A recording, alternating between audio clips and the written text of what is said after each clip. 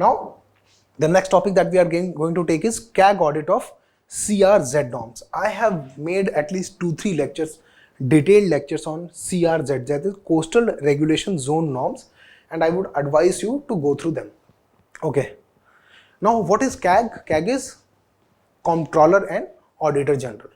It does the audit of the accounts of Government of India, okay, state governments, and of course the other institutions funded by the governments. Okay.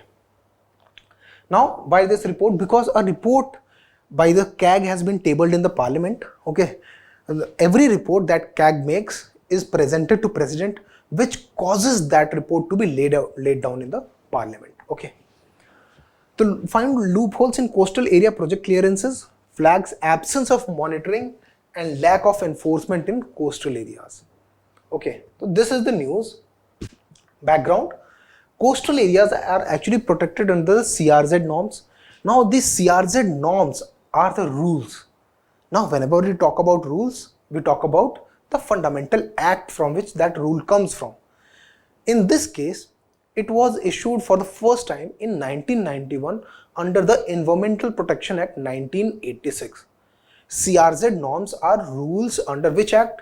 The Environmental Protection Act 1986. Okay. While the CRZ rules are made by the Union Environment Ministry, okay, these rules are made by Union Environment Ministry, but the implementation of these rules lies with the state governments. Okay. Okay, through their coastal zone management authorities.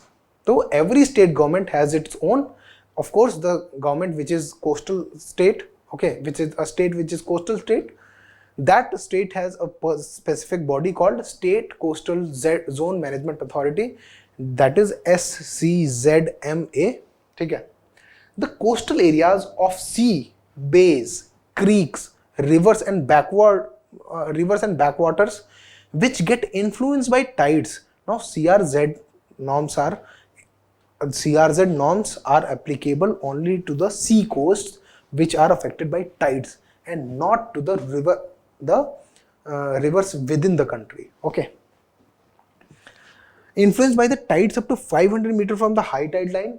We'll be looking at what is the high tide line and the land between the low tide line and high tide line. Okay. Have been declared as coastal regulation zones in 1991. It means any coastal area which is affected by a tide, okay, which is affected by a tide, and if there is a high tide line and a low tide line, to the land between the high tide line and low tide line will be classified as a coastal regulation zone. That means the activities in this specific zone, coastal zone, will be regulated. That is what the coastal regulation zone actually implies. Now, you can see in this picture, these are the coastal regulation zone norms. There has been the classification of these specific coastal regulation zones into different coastal regulation zones like CRZ1, CRZ2, CRZ3, then 3A and 3B, and then CRZ4. Now, you can see India has all these coastal states, and every coastal state will be governed by, including Andaman Nicobar and Lakshadweep. Okay, so all these coastal states will be governed by the national CRZ norms, which are made by the central government under the Environmental Protection Act 1986. Okay, but the implementation of these norms lies with the what? State government. Now let's look at this line. This line is blue in blue. This is called low tide line. Okay. So usually the tide comes up to this point, but during a high tide, the tide goes up to this HTL red line. Okay. So this zone and 500 meter beyond this, this whole zone will be considered what?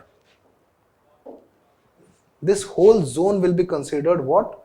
Coastal regulation zone. This whole zone will be considered coastal regulation zone. That means 500 meter beyond the high tide line will be considered, or sorry, from 500 meter beyond the high tide line to the low tide line, from the 500 meter beyond the high tide line to the low tide line will be called a coastal regulation zone. That is, all the activities inside this zone will be regulated. They will not be free. Okay. Okay.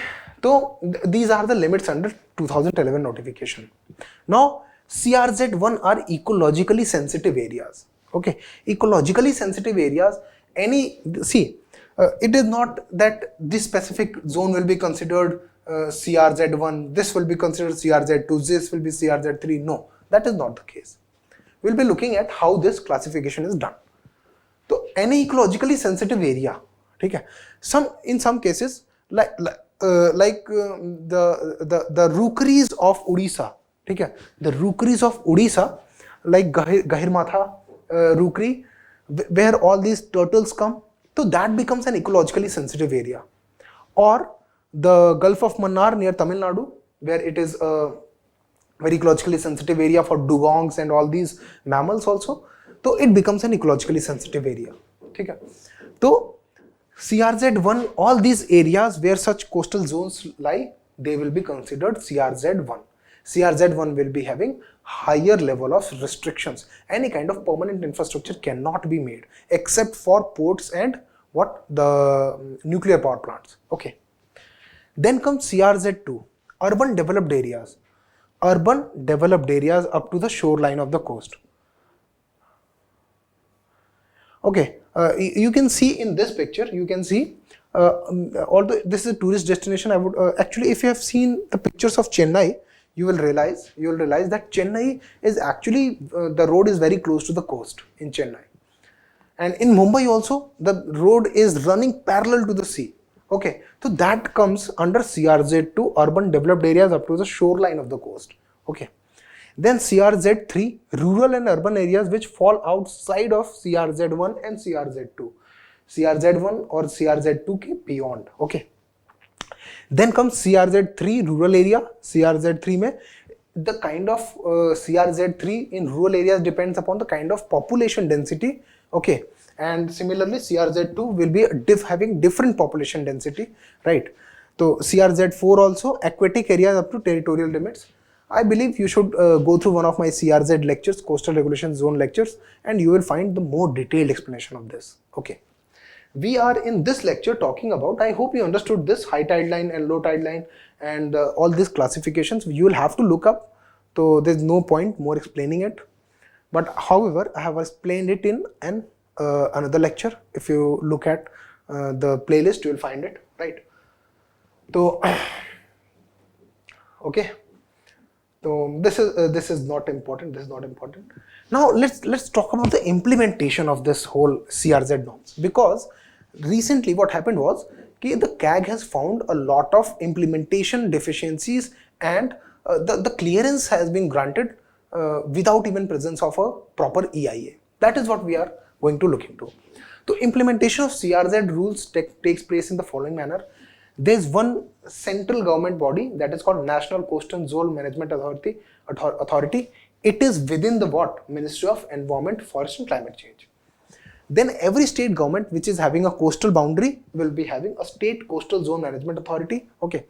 And then at the district level, there will be district level committees. Now these district level committees are the fundamental bodies of planning, and they will have to be taken into consideration if a certain kind of, how these things work. These state coastal zone management authorities, they prepare a plan for conservation, coastal zone planning. Okay, that is called coastal zone planning, as to how and what kind of activities will be taken into the coastal zones. While they are preparing their plans, district level committees have to be taken into consideration. Okay, and district level committees will be having at least 3 members from the fishermen community or the local community which are living in the coastal zones. Okay, now point number 1 is National Coastal Zone Management Authority is a temporary body which is constituted by the central government for 2 years. Okay, every time it expires, its due date expires, what they do is they reconstitute it for 2 more years. Okay, what the main function of National Coastal Zone Management Authority is, the first one is they approve the management plan submitted by the State Coastal Zone Management Authority, and secondly, what they do is they set up a coordination between various state governments, Coastal Zone Management Authority, because states might have overlapping or might have a shared boundary, right? Not shared in the sense that one state will have the boundary with the other. That is, the management of coastal zones at the boundaries of two states will require integrated plans. Okay, that is why the coordination between the various state coastal zone management authorities is very important. That is also done by National Coastal Zone Management Authority. To scrutinize, okay, so I have told you the implementation of all this NCZMA, State Coastal Zone Management Authority, and district level committees. Now, what are the findings of the CAG report? The very important finding is that NCZMA is still not a permanent body. As I told, it is reconstituted for 2 years. After every year, its due date is failed, is expired basically. It is reconstituted for 2 years. Absence of an expert appraisal committee. Now, within the Ministry of Environment, Forest and Climate Change, within this NCZMA, there should be an expert appraisal committee which should comprise of the experts in the field of coastal zone management. But in most of the states or in the National Coastal Zone Management Authority, there has been no expert appraisal committee between 2015 to 2020. Then comes the State Coastal Zone Management Authority had not been reconstituted in Karnataka, and there was delayed reconstitution in states of Goa, Odisha and West Bengal.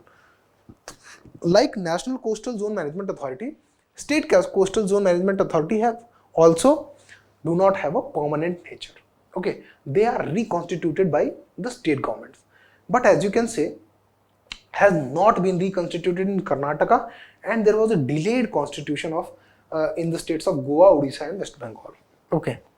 The district level committees of Tamil Nadu lacked participation from the local people or the fisher folk. Okay. In Andhra Pradesh, DLC were not even established. Okay.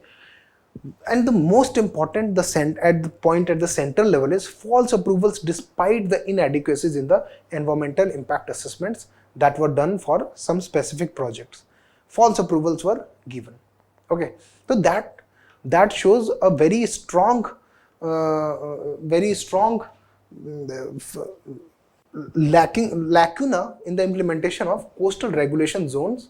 Okay, and for that, what a way forward can be, because coastal zones support a great amount of livelihood. Okay, and conserving coastal zones for their natural value, for the ecosystem value that provide, it is very important that coastal zones have to be protected and they are developed sustainably.